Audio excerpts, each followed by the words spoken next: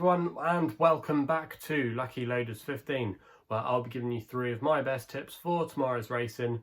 Now, before we get stuck into that, quickly just want to say, if you haven't listened to the latest episode of the In the Saddle podcast, make sure you check it out, as we covered in that podcast some of the racing at Newbury tomorrow. So if you want to listen to it, there's links to it in the description box below. Also as well, I quickly just want to recap on how our selections performed today. I'm pleased to say that our dry spell is over, as we had 2 nice winners today. The first of them was my next best at Ascot. We put up remastered and went off a nice price of 9-2 in the end. It was a good ride by Tom Scudamore for David Pipe, as he went from the front and in the end just outstayed all of them, and it was a good battling attitude by Remastered, who got the job done really nicely. The other selection we put up was at Haydock in the 205. I was quite keen on the chances of third wind. He travelled absolutely wonderfully, really. If you go back and watch the race again, he was sitting there on the bridle throughout. He was travelling really nicely, and coming into the home straight, I thought he was going to go and win his race, and I'm pleased he did, because he has been a horse that's been knocking on the door quite a few times,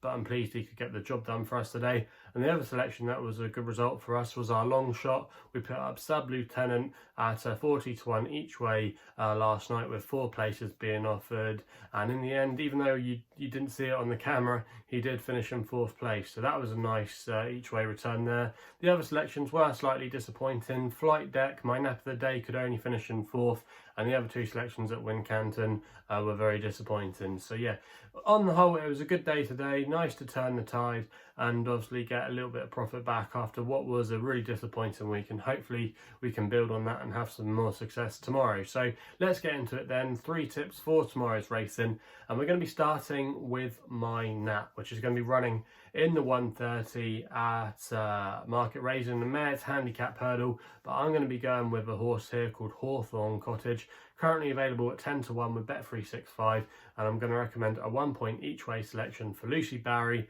and Amy Murphy in the colours of Melbourne 10 Racing. Now, if you've been following my work, you might remember I actually put this horse back up in January when she actually was disqualified at Doncaster. Now, that day she looked like she was going to absolutely hose up, but the mare Fergal O'Brien's ended up picking her off in the closing stages. However, I do know from a source that's close to the yard that they did really fancy the chances that day of Fergal O'Brien's mare, so probably she just bumped into a well handicapped one there, but it was still a really good run by Hawthorne Cottage, who did finish second past the post, but she was chucked out as Lucy Barry forgot to weigh in, so hopefully she remembers to weigh in tomorrow. But yeah, it was still a good run last time out, you know, and this is the time of the year where this mare starts to hit a little bit of form. She put a nice couple of wins together last year when she won at Doncaster and at Plumpton. She's a horse that likes to go from the front, and I think that style of racing tomorrow at Market Rasen will really suit her tomorrow. I think the track will suit as well. Nice galloping track at Market Rasen, and also as well the drying out ground, currently soft, good to soft in places, I think will be right up her street, and I think she's got a cracking chance. Also as well, Lucy Barry is able to claim a handy £5 off the horse's back, and she's got a really good relationship with this horse, so a lot of things to like about this horse's chances, I think, tomorrow. And also as well, another plus is Amy Murphy's team have been banging in the winners of late. I just think there's a lot more to come from this horse, and it's a workable mark of 118, and I'll be disappointed if this horse couldn't go very close tomorrow. So Hawthorne Cottage is going to be my nap of the day, runs in the 130 at Market Rasen. We then head to Newbury with my next 2 selections. Now we're going to be going here in the if I can remember what time it is, the 3 o'clock at Newbury in the Game Spirit Chase. This is where my next best is going to be coming from here, and I'm going to be going with the outsider of the field, Magic Saint, currently available at 12-1 with Bet365. I'm going to recommend a 0.5 win only bet with this one, trained by Paul Nicholls, and Brian Carver is booked for the ride. Now, if you actually look at the race as a whole tomorrow, there's not much in it between all the runners, really, to be honest with you, and I thought Magic Saint was quite a big price here.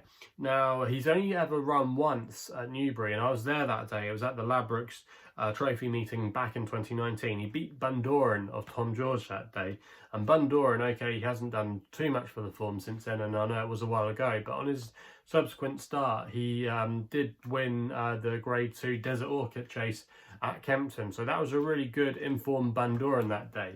And Magic Saint, I think what's key to him is going this way round, going left-handed and a flat track. And I think returning to Newbury will really suit him, and he's been in fairly good form this season. He did us a favour. I remember, I think I put him up as my nap when he won at the November meeting, beating Fanny and Destravel at Cheltenham, so he has done well. And on ratings, he hasn't got too much to find. He's going to be getting £6 tomorrow from the favourite Grenadine.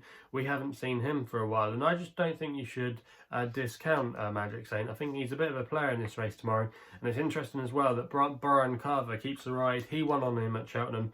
I think there's a lot to like about him tomorrow. I think you can probably rule out Champ as a betting proposition. You know, it's hard to know how he's going to be coping back down to 2 miles. We haven't seen Grenadine for a little while. So Royale, has he had a little bit of a hard season? I thought there's quite a few question marks over some of these. And yes, Magic Saint has got to take another step forward and probably run a career best to win this race. But I don't think it's out of the question. And at the prices, I thought he was a bit of value there. So I'm just going to recommend a small win bet tomorrow. But I'd be disappointed if he couldn't give us a good run for our money.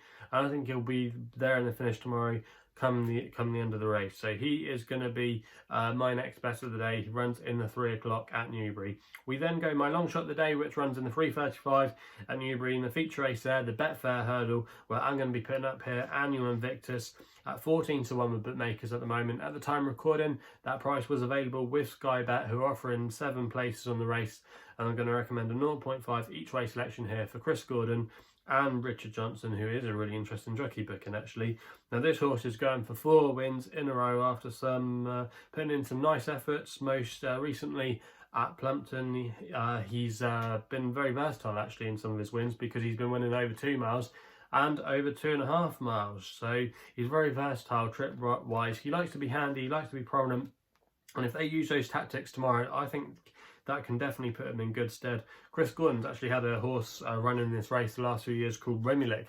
Obviously, he's not going to be running tomorrow, but he made the frame in this race on a couple of starts to him going from the front. Nearly was a surprise winner of the race last year at massive price. So Chris Gordon does know what kind of horse it takes to run in this race. Also as well, the trends for the winners of this race are always novice horses really. Horses that are coming upwards on an upwards trajectory, young horses, 5 and 6 year olds. If you go back and look at the record in the last 10 years, I think all of them, if I remember correctly, have been 5 or 6 year olds. So he's got the right profile for the race as well. I just think there's lots to like about his chances. I think his mark of 135 is fairly workable. He's got an entry for the Ballymore Chase at the Cheltenham Festival, and I don't think he should be underestimated. And Chris Gordon's horses haven't been running in bad form at all. So yeah, I think there's a good chance he'll make the frame tomorrow. And at 14 to 1, I think that's a fair each way pick here, with 7 places being offered by SkyBet. So he's going to be my long shot of the day. So quickly then, just run through the 3 tips for tomorrow's racing. In the 1:30 Market Rasen is the nap of the day. Hawthorne Cottage, 1 point each way selection there. We then go to the 3 o'clock at Newbury, the next best of the day, Magic Saint, 12 to 1, 0.5 when only bet. And then the 3:35 at Newbury, the long shot of the day is Annua Invictus, 14 to 1, 0.5 each way selection, 7 places SkyBet. So they're the 3 tips for tomorrow's racing. If you're enjoying these videos, please remember to hit the subscribe button and hit the thumbs up. I really appreciate all the support you give me. If you want to follow me on social media, you can do, where my handle is at LuckyLoader15. And if you want to find out a little bit more about myself, my website address is www.chrisloaderracing.co.uk. So please gamble responsibly. Hopefully we can have some more winners again tomorrow, and we'll be seeing you soon.